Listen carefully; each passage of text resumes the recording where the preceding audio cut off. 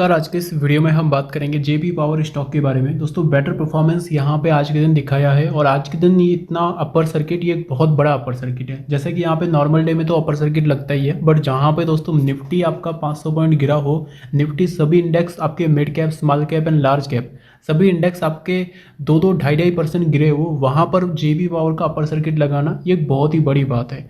अभी के टाइम तेजी कंटिन्यू जारी है एंड ये स्टॉक ऑलमोस्ट मैंने आपको अपने टेलीग्राम के ऊपर भी शेयर किया। यहाँ पे तेजी तो हमें देखने को मिली, बट ये तेजी क्या आगे हमें और जाते हुए नजर आएगी। देखिए दोस्तों, कोई बाई एंड सेल रिकमेंडेशन नहीं है, बट मेरा यहाँ पर क्या व्यू है वो मैं आपको जरूर बताऊंगा। अभी के टाइम यहाँ पर दोस्तों आज की जो तेजी है, इसमें एक बहुत बड़ा वॉल्यूम हमें देखने को मिला। और जब भी किसी स्टॉक में वॉल्यूम के साथ तेजी आती है तो समझ जाना चाहिए कि कोई बड़ा प्लेयर यहाँ पे एंट्री ले रहा है। अभी अगर आप देखेंगे तो लास्ट 5 डेज में 14% तक के रिटर्न्स, 1 मंथ में 11%, 6 मंथ में 14% एंड 1 ईयर की बात की जाए तो हमें 100% तक के रिटर्न्स कहीं ना कहीं कंपनी ने एक बेटर रिटर्न प्रोवाइड करवाए हैं। बहुत सारे लोग ये बोल रहे हैं कि भाई 1 ईयर से स्टॉक एक जगह पे रुका हुआ है, बट अगर आपने 1 ईयर से भी लिया हुआ है ना तो भी आपको 100% तक के रिटर्न्स यहाँ पे मिले हैं।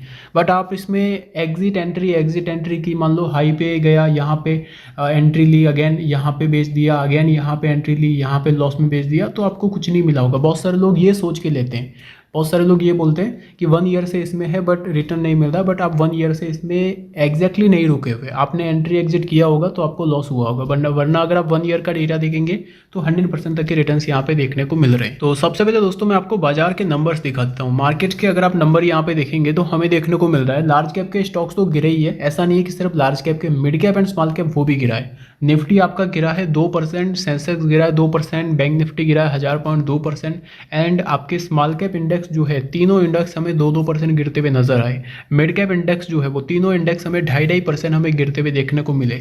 But JP power, Reliance power और रतन पावर के ऊपर इतना बड़ा इंपैक्ट नहीं पड़ा है।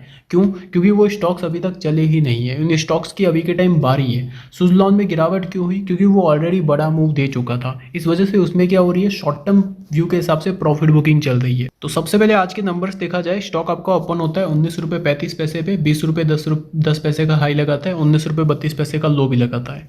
अगर मैं बात करूँ वॉल्यूम्स, अब आज बहुत ज़्यादा होती है, 17 करोड़ के वॉल्यूम्स होती है, 347 करोड़ के वैल्यू के शेयर ट्रेड होते हैं जेपी पावर में।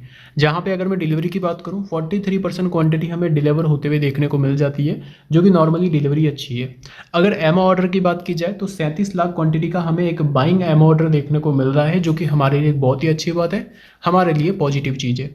अब देखिए यहाँ पर सबसे पहले मैं फाइनेंशियल्स पे लेके चलूँगा, उसके बाद हम चलेंगे टेक्निकल व्यू के हिसाब से कि क्या ये एक बड़े बुल रन के लिए रेडी हो रहा है, क्योंकि हमें वो चीज़ें वॉल्यूम में नज़र आ रही है। वॉल्यूम जिस हिसाब से आज हुआ है उस हिसाब से कहीं ना कहीं लग रहा है कि जेपी पावर एक बड़े बुल रन के लिए रेडी हो रहा है। देखिए दोस्तों, सबसे पहले ये जो स्टॉक है वो पेनी स्टॉक है, इस वजह से इसमें हम लॉन्ग टर्म विजन के हिसाब से देखते हैं कि लॉन्ग टर्म चीज़ें कैसी हो सकती है।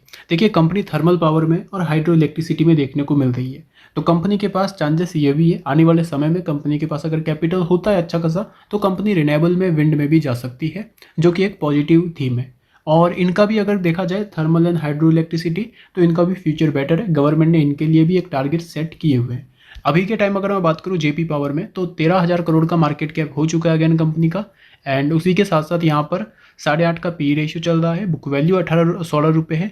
आरओई कंपनी की बेटर है। सेक्टर के हिसाब से देखा जाए तो बहुत ही लोअर वैल्यूएशन पे स्टॉक अभी के टाइम ट्रेड कर रहा है, क्योंकि आपका 37 का सेक्टर है, स्टॉक का पी है 8.5, तो ओवरऑल सेक्टर के वैल्यूएशन के हिसाब से स्टॉक जो है वो अभी के टाइम 1/3 पे है।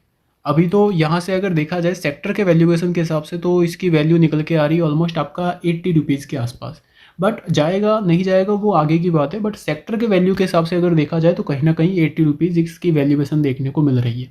दूसरी इंपॉर्टेंट चीज़, अभी के टाइम सभी को इंतजार है Q2 के रिजल्ट्स का। Q2 के रिजल्ट्स अच्छे आने की एक्सपेक्टेशन है। अच्छा क्यों? क्योंकि हमें चाहिए ईयर ऑन ईयर, क्योंकि जो पी रेशियो होता है वो कैलकुलेट होता है ईयर ऑन ईयर के हिसाब से, और ईयर ऑन ईयर कहीं ना कहीं कंपनी अपने रिजल्ट्स बेटर प्रोवाइड करवा सकती है। क्योंकि 69 करोड़ का था कंपनी का यहाँ पर प्रॉफिट लास्ट ईयर, इस बार कहीं ना कहीं 200 करोड़ का प्रॉफिट आ सकता है। और अगर इतना प्रॉफिट आता है तो कंपनी का डायरेक्टली जो पी रेशियो अभी के टाइम इस तेजी की वजह से इंक्रीज हो रहा है वो अगेन हमें डिक्रीज होते हुए नजर आ जाएगा। तो अगेन कंपनी को आने वाले समय में वैल्यू देखने को मिलेगी। देखिए रिजल्ट चाहे कैसा भी आए, हमारी जो सबसे ज़्यादा नज़र रहेगी वो रहेगी कंपनी के डेप्ट के ऊपर। बैलेंस शीट अपडेट होगी जहाँ पे मुझे ऐसा लग रहा है कहीं ना कहीं रिजर्व तो इंक्रीज होगा, चाहे कम हो बट रिजर्व इंक्रीज हो सकता है। डेट आपका थोड़ा बहुत कम हो सकता है।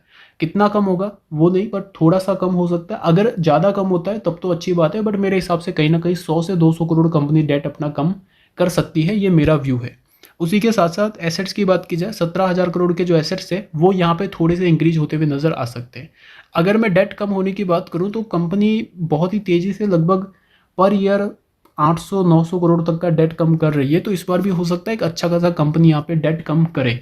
इन्वेस्टर्स में एफआई एंड डीआई वालों की जो होल्डिंग्स है, डीआई वालों की होल्डिंग्स अभी के टाइम ठीक है, एफआई वाले यहाँ पर कंटिन्यू खरीद रहे हैं, जो कि हमारे लिए बहुत ही अच्छी बात है। अगर सेप्टेम्बर अभी जो रिजल्ट्स आते हैं, शेयर होल्डिंग पैटर्न्स आते हैं, वहाँ पे अगर सितंबर में एफआई वालों की जो होल्डिंग है वो इंक्रीज होते हुए नज़र आ जाती है, तो ये एक बहुत ही ज़्यादा प्लस पॉइंट है। फिर हमें डायरेक्टली ये पता चल जाएगा कि हाँ भाई नेक्स्ट सुजलॉन की तरफ ये जा रहा है। क्यों? क्योंकि सुजलॉन में भी एफआई वाले होल्डिंग इंक्रीज करते गए एंड यहाँ पे भी कहीं ना कहीं एफआई वाले होल्डिंग अपनी इंक्रीज कर रहे हैं। अब देखिए दोस्तों, गिरते मार्केट में भी जेपी पावर का एक बेटर परफॉर्मेंस हमें देखने को मिला, तो एक्सपेक्टेशन ये है कि जब मार्केट इंक्रीज होगा, मान लो कि अब जैसे मार्केट आज इतना ज़्यादा गिरा है तो कल एक थोड़ी सी बाइंग होगी, क्योंकि नॉर्मली फ्राइडे के दिन मार्केट में एक न्यू पोजीशंस क्रिएट होती है, तो फ्राइडे के दिन हो सकता है मार्केट आपका ज़्यादा नहीं तो नॉर्मली आपका फ्लैट या थोड़ी सी तेज़ी दिखा सकता है। कल थोड़े गिरने के चांसेस जो है वो कम रहेंगे। तो आज इतने गिरावट में भी जेपी अपर सर्किट लगा चुका है, तो कल भी एक अपर सर्किट लगने के चांसेस बनेंगे, और कल अगर अपर सर्किट लगता है तो कंपनी का 21 का ब्रेकआउट हमें देखने को मिल जाएगा। अभी के टाइम आरएसआई भी धीरे धीरे करके अपर साइड जाने की कोशिश कर रहा है, अभी इसका आरएसआई पहुंच चुका है, स्ट्रेंथ पॉजिटिव है, 73 का आरएसआई है, तो कहीं ना कहीं यहाँ से इजीली आरएसआई आपका 90 के लेवल्स दिखा सकता है। तो आरएसआई के ऊपर तो इतना प्रेशर है नहीं, कल अगर अपर सर्किट लगता है तो स्टॉक अपना पहुंच जाएगा 21 रुपीज़ के लेवल्स के आसपास, और 21 रुपीज़ का लेवल है अपना ब्रेकआउट जोन।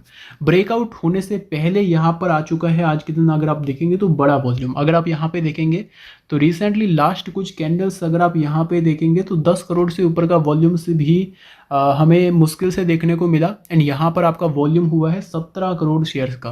तो 17 करोड़ शेयर्स का जिस हिसाब से वॉल्यूम हुआ है बहुत बड़ा वॉल्यूम है, प्लस ईएमए का ब्रेकआउट भी यहाँ पे जेपी पावर ने दिया है, तो इन फ्यूचर कुछ बड़ा हो सकता है। अब ऐसा मैं क्यों बोल रहा हूँ, तो सबसे पहले वॉल्यूम्स के नंबर्स मैं आपको फिर से दिखा देता हूँ। अब ये वॉल्यूम्स के नंबर आप यहाँ पे चेक कीजिएगा, यहाँ पे ये जो लेवल्स है ना, एक बार मैं इनको हटा देता हूँ ताकि आपको थोड़ा क्लियर देखने को मिले। ये सारे नंबर्स मैं आपको हटा देता हूँ, अब आपको सिर्फ क्या देखना है, वॉल्यूम देखना है। ओके, अब वॉल्यूम में अगर आप देखेंगे ना तो हमें ये देखने को मिला, पहले यहाँ से आप चेक कीजिए। मैं इसको लेके आ जाता हूँ 1 वीक टाइम फ्रेम कैंडल, ताकि आपको थोड़ा आसानी से समझ में आए। 1 वीक टाइम फ्रेम कैंडल में दोस्तों अगर आप यहाँ पे चीज़ों को देखेंगे तो हमें ये नज़र आता है कि स्टॉक्स जब कंसोलिडेशन किए थे, यहाँ पे हमें देखने को मिला एक कंसोलिडेशन था, वॉल्यूम आपका बहुत ज़्यादा ड्रॉप था। उसके बाद जब यहाँ पे स्टॉक्स आपके जंप करना शुरू हुए तो वॉल्यूम्स आपके इंक्रीज होना शुरू हुए, ये वीकली कैंडल है। उसके बाद हमने क्या देखा, उसके बाद दोस्तों हमने देखा कि यहाँ पे जब वॉल्यूम्स आपके इंक्रीज हुए, बहुत बड़ा जंप हमें नज़र आया। जब यहाँ पे शेयर आपका गिरावट हुआ और कंसोलिडेशन हुआ तो वॉल्यूम आपके ड्रॉप हो गए। उसके बाद जैसे ही यहाँ पे वॉल्यूम्स आपके बढ़ना शुरू हुए तो अगेन एक बहुत बड़ा हमें जंप जो है वो देखने को मिला स्टॉक के अंदर। बट अभी के टाइम स्टॉक जब गिरना शुरू हुआ तो हमें ये नज़र आया कि वॉल्यूम्स भी आपका गिर गया। तो हमने क्या देखा, जब जब कंसोलिडेशन हुआ है तब तब वॉल्यूम गिरा है। यहाँ पे आपका कंसोलिडेशन हुआ, यहाँ पे आपका वॉल्यूम गिरा, यहाँ पे आपका कंसोलिडेशन हुआ, यहाँ पे आपका वॉल्यूम्स गिरा। तो अब यहाँ से क्या हो सकता है, अब यहाँ पे हमें ये देखने को मिल सकता है कि जैसे कि आप टाइम फ्रेम देखिए, यहाँ पे तेजी, वॉल्यूम जंप, स्टॉक गिरा, वॉल्यूम गिरा, अगेन तेजी, again volume jump, again stock गिरा, अगेन वॉल्यूम गिरा। यहाँ से अब अगर आप देखेंगे ना तो वॉल्यूम्स धीरे धीरे करके थोड़ा सा यहाँ पे इंक्रीज होने की कोशिश कर रहे हैं, स्टॉक में भी मोमेंटम आ रहा है। तो इसी बेसिस पे कहीं ना कहीं जो चीज़ें हमें यहाँ पे देखने को मिली, जो चीज़ें यहाँ पे देखने को मिली, जो चीज़ें यहाँ पे देखने को मिली, वही सेम चीज़ यहाँ पे हमें नज़र आ सकती है। तो कहीं ना कहीं मुझे ऐसा लगता है कि ये अगेन एक बुल रन के लिए रेडी हो रहा है, ये मेरा मानना है। आपका क्या मानना है वो कमेंट बॉक्स में ज़रूर बताइएगा। हो सकता है मैं गलत भी निकलूँ, आप बहुत सारे लोग इस वीडियो को देख के बाई कर लेंगे। नहीं भाई, वीडियो को देख के आपको एक नॉर्मली व्यू बनाना है, उसके ऊपर फिर रिसर्च करना है। मैंने जो एनालिसिस किया उसके ऊपर रिसर्च करना है कि क्या मैं सही बोल रहा हूँ, गलत बोल रहा हूँ। हो सकता है यहाँ से 10 रुपये भी जाए, हो सकता है कंपनी बंद भी हो, बट मेरे एनालिसिस पे नॉर्मली बैंक सेल नहीं करनी है। उसके बाद आपको खुद का भी रिसर्च करना है, क्योंकि प्रॉफिट भी दोस्तों आपका होता है, लॉस भी आपका होता है। ऐसा नहीं है कि प्रॉफिट होने के बाद मैं आपसे कुछ फंड मांगूँ, ऐसा नहीं है कि लॉस होने के बाद मैं आपको कुछ पेमेंट करूँ, नहीं। खुद का भी रिसर्च करेंगे तो वो बेटर रहेगा। अभी के टाइम मेरा मानना ये है कि ये एक रेडी हो रहा है बुल रन के लिए, ये मेरा मानना है। 21 का लेवल इस बार ब्रेकआउट हो सकता है, जो कि बहुत ही अच्छी बात है। वॉल्यूम्स के साथ यहाँ पे पहले ही वॉल्यूम्स बनना शुरू हो गए, तो कहीं ना कहीं बड़े वॉल्यूम्स के साथ एक बड़ा ब्रेकआउट हो सकता है। Thank you.